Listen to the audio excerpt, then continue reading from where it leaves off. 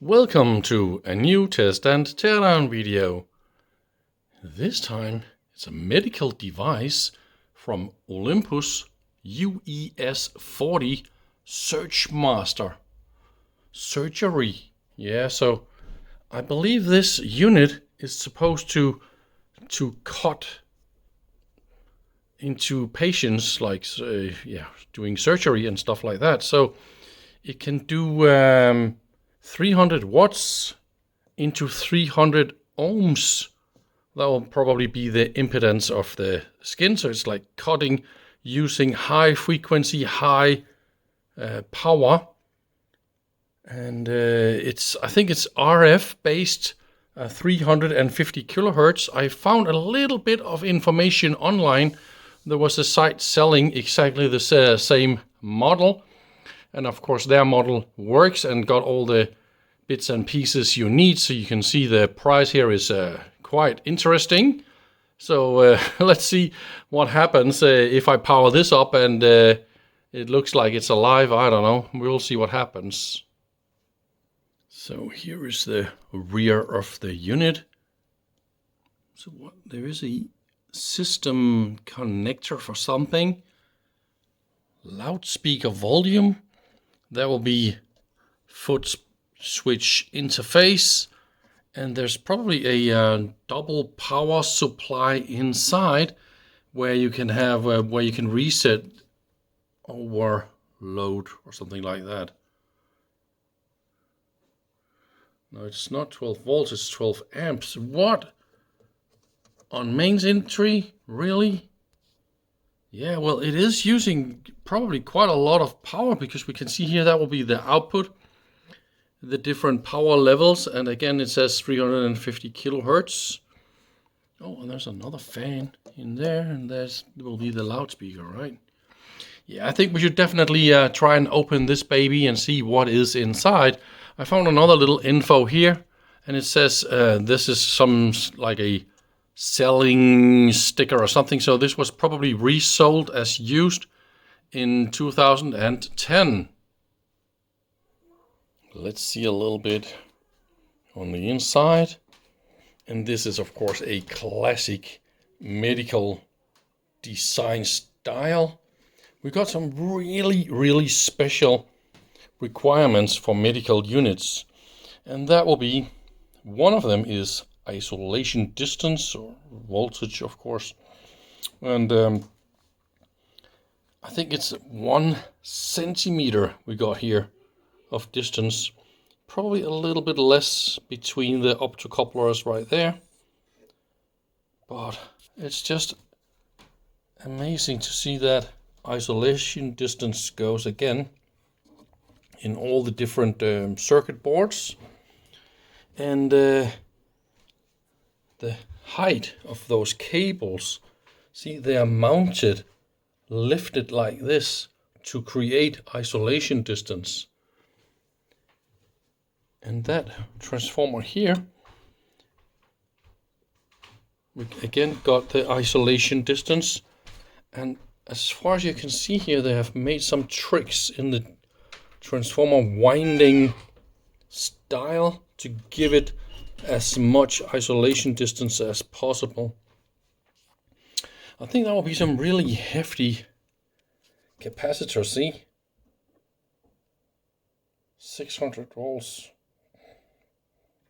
and yes, of course, it is a high voltage transmitter, and we probably, here we got the generator.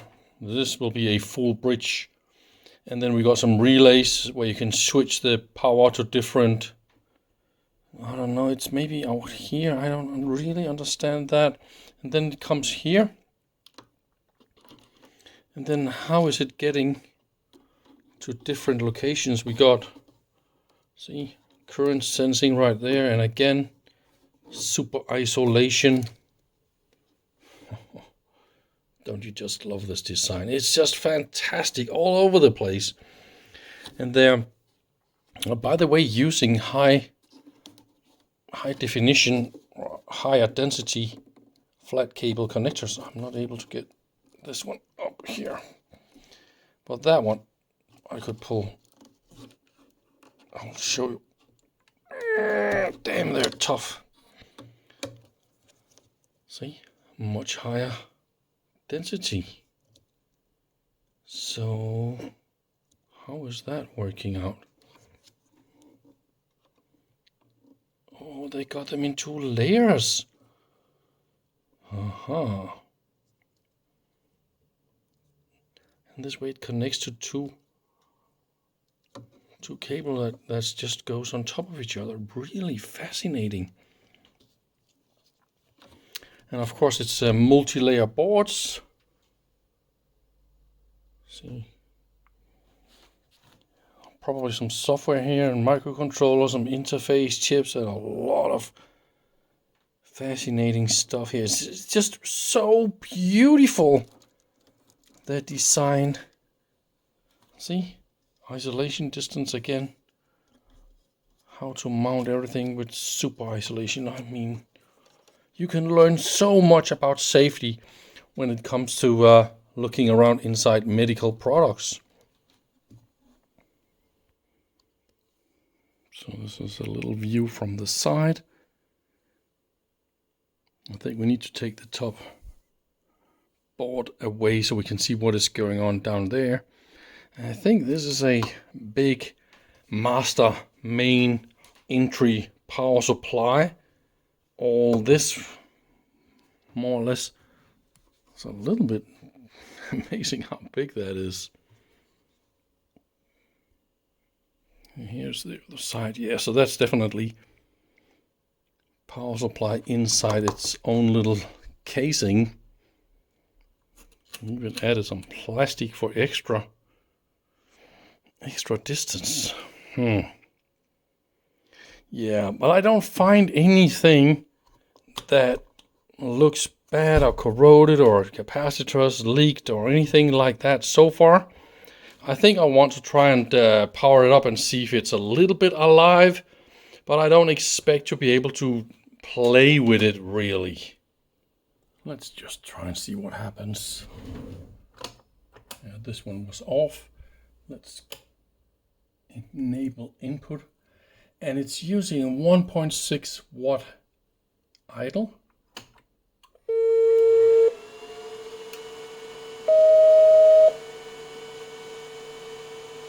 .44 watts idle, and this is by the way the normal standard screen, so this power on looks really normal.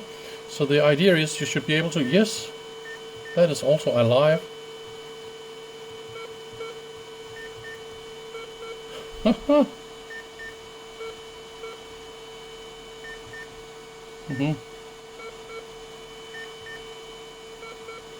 That's quite interesting. It looks like it's alive.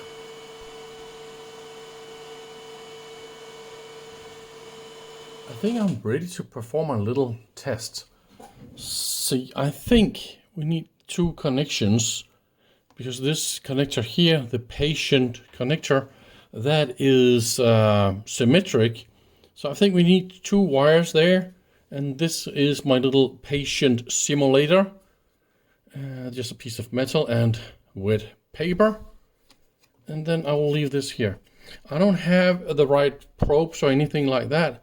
I've been googling a little bit around, and I found a video showing this one working, or similar one working, an eBay ad showing this. I got these funky connectors here, and the only place they fit is that hole right there. And then I got another one with just a wire, clickety click, and then at the end of the wire there was this green 3mm female connector, and I think this one plugs in the end of those patient cut things. So I just made a little thing here with brass. Let's see if I can make some flames or anything like that in this piece of paper like that. So here we go with that. Let's turn it on like this. And what I also did I also connected the foot pedal system, so I should be able to control it via a foot panel. See, there's a little dot. Oh, see, there's a dot. This one shows we are over here. So what I think we can do is, I think I'll just crank up all the juice. And then I think, so let's hold this right here and see if there's any flames. No.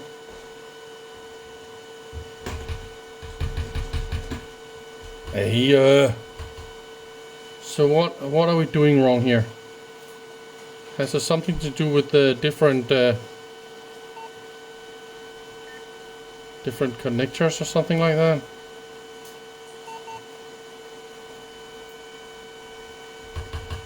I'm doing the cut here, and I don't see any errors or any warnings or anything like that. It's probably not working. I don't know what to do.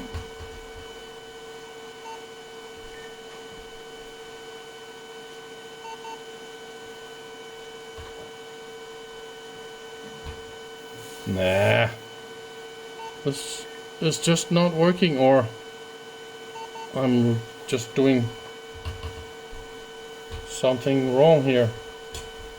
Just too bad. What is this? This one is the other one, right? So that would be the bipolar. That would be this. So it has to be this one over here, right?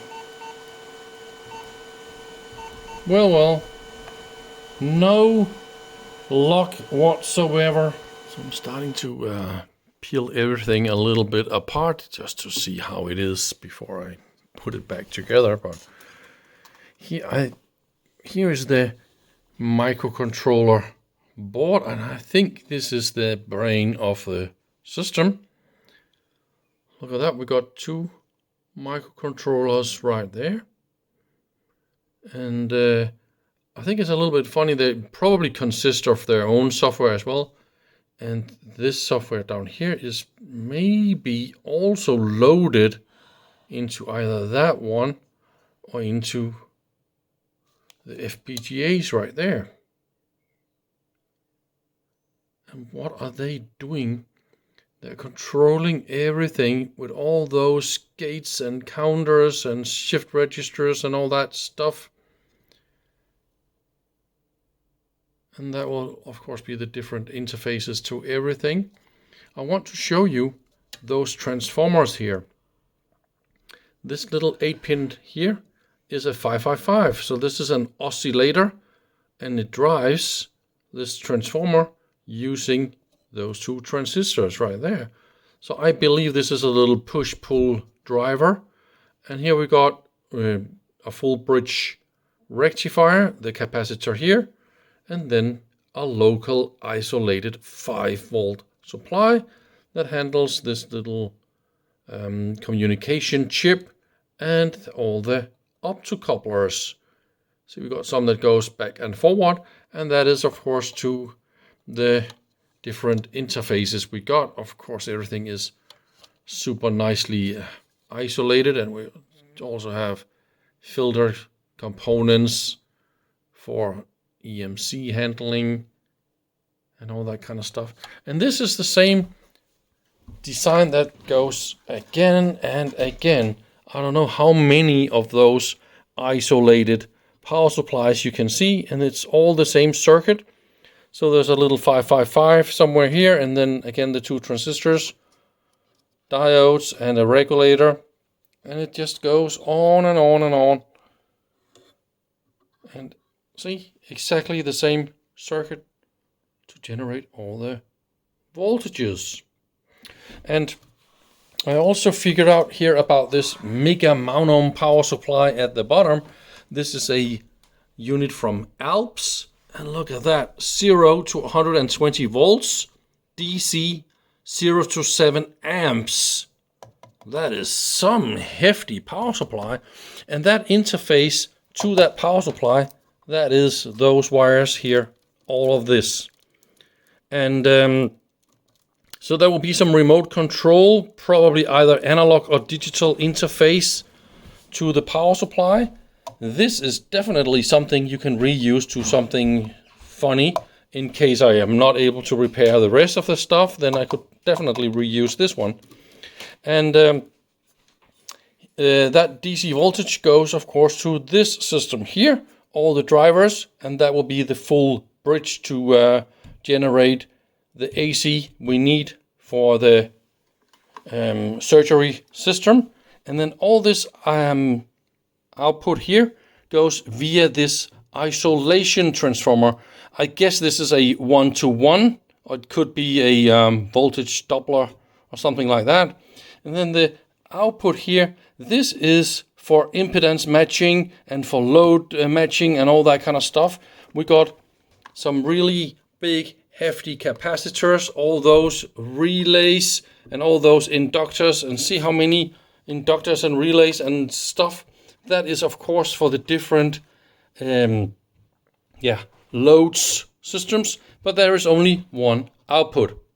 And then that output goes here to the current sense system, and here we go.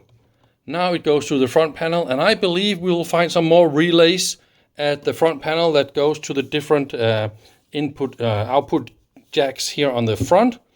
So that is what I want to see as well. We got, of course, again, control interfaces for everything, but this is the main high voltage stuff that goes to the front panel. And that is more or less what there is to say about what this how this is designed. The main power flow and control flow and all that kind of stuff. It's a little bit amazing we need that much electronics to do this, but again, think about it. Medical surgery, this is safety all over the place, and everything is double checked. You see double measurements, and it's done by double circuits, and there is protection for the output drive, protection for everything is double protected and supervised. So in case something goes wrong, it will shut off the outputs, and the patient will be safe. That is a safety regulation when you design stuff for hospitals and surgery room and all that kind of stuff. That is all this double safety. So here is the front panel. Circuit board for controlling all the different output modes. And it's of course done with relays exactly like I had in my mind. They're all 5-volt relays, and that will be the patient grounding, and it's all AC that goes through the patient. And what they're doing is that this is the relay that enables the output to go to the patient grounding, and it is checking that you have a correct connection to both of them via those two sense signals that goes all the way back. But those two capacitors here, they're of course in parallel here. So you're required to have both of the wires to your patient just for double security. That is quite nice. See?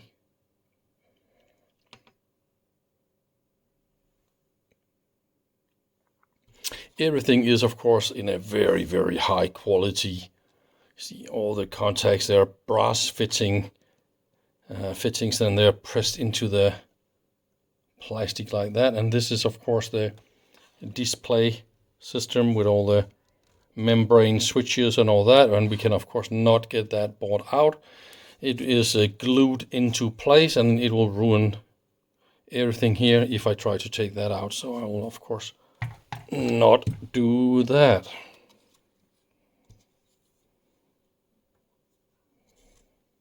Oh yeah, about isolation. This is the input connector, and look at that. It's 5 pins, and we are only using pin 1 and 5. So to create enough isolation, see, they didn't even solder the 3 pins in the middle. That is a good way to get maximum isolation voltage. Let's look a little bit on the Footswitch, how that is designed. And it is, of course, no surprise to see double optical forks used. And the mechanical construction here, I need to push it real hard, is just so pro. So the double switches, that's of course because this is insanely important. This is reliable. So double, and it goes to some electronics, and I don't know exactly how this is multiplexed or communicated back, but it seems to be an analog interface. It surely is made such a way so it's so safe and reliable.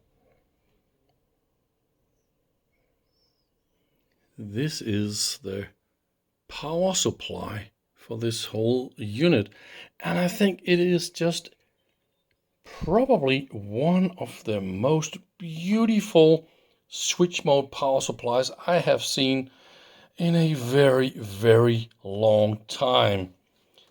Yeah, it's a this is nice. And remember the specifications. So this is some hefty stuff, like 600 watts. And oh, look at that. Anyway, the power supply consists of 2 halves. I think we should have a little look at the input section first. So input go via all those extra ferrites. That was of course not intended in the design. That is something they figured out they needed during EMC testing. So to just go below limit, we got auto fuses here. And that is the first input capacitor. Then common mode choke capacitor, common mode choke capacitor, and normally I would say that is enough. I mean, they really tried their very best to do this a double filter like that, and it is also normally good enough. But for some reason, the layout or the way that they are routing this or something like that, maybe we got some nasty harmonics they didn't expect in the switch circuit. It just couples to something they didn't really understand, and then it just goes to the output, and that is why they need these ferrites right there to get below. Down here we got the bridge rectifier. That's also almost impossible to see, and that will be temperature sensor. That goes of course to the output stage and protection and all that kind of stuff. So it's also super isolated. The primary side is mains voltage or mains potential. So look at the heatsink here. We got 1 centimeter thick isolation on the bottom and on the top part of that heatsink. And that is because the transistors they're using here, 4 of them, and that will be 2 SK1020, 500 volt, 30 amp each. And we got 2 of them in parallel here, and we got 2 of them in parallel here. And that is the power factor. So they're running directly on the rectified mains to those 2 via this inductor. And then here is a double diode, and then it goes to the output energy storage. Those are rated 400 volts. So they aim for a voltage that is just below 400. And the 2 systems here, they work in not in push-pull, but in interleaved mode. It normally looks a lot like push-pull when you measure this, or if you look at the regulator chip. It is a push-pull controller, but here it's coupled for a power factor correction, and it's interleaved mode. This is what it's called. So the near 400 volts goes via those wires here to the output stage. So here is the output stage. Let's look a little bit more in detail about how this is done. That is, of course, the 0 to 120 volts DC, 0 to 7 amp output, and then we got all the auxiliary outputs in those connectors here, and a little simple control interface to remote control the high power output. So we can, of course, just look at the auxiliary outputs first. It goes this way. We got inductors and capacitors and some diodes and filter parts here. More inductors, more diodes and all that kind of stuff, and all the capacitors here. So that is the system for the low voltage. I believe this is probably also something with the here we got the drive for that. This is the primary side of this one, and then it goes to all the auxiliary voltages. And here is the little optocoupler for the feedback systems to that one. So that will be all the auxiliary stuff. So now let's look at the high power, the mega devil of this one.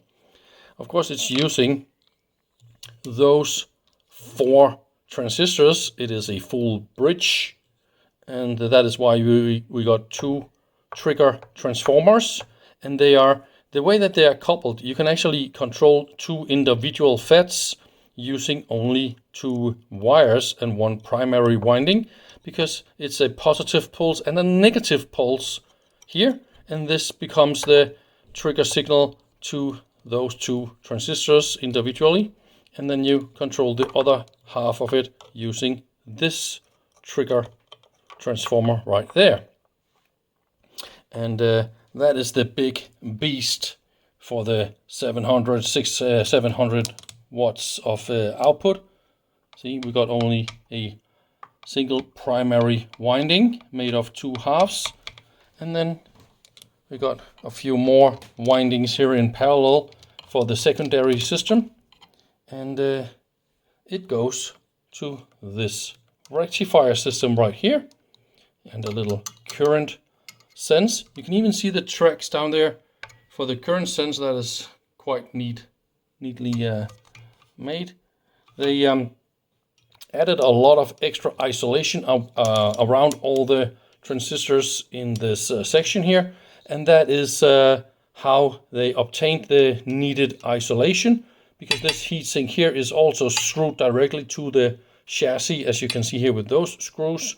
So they're really trying as hard as they can to keep this cold, but there is a little warning here, 90 Celsius in this area here. Yeah, I bet so.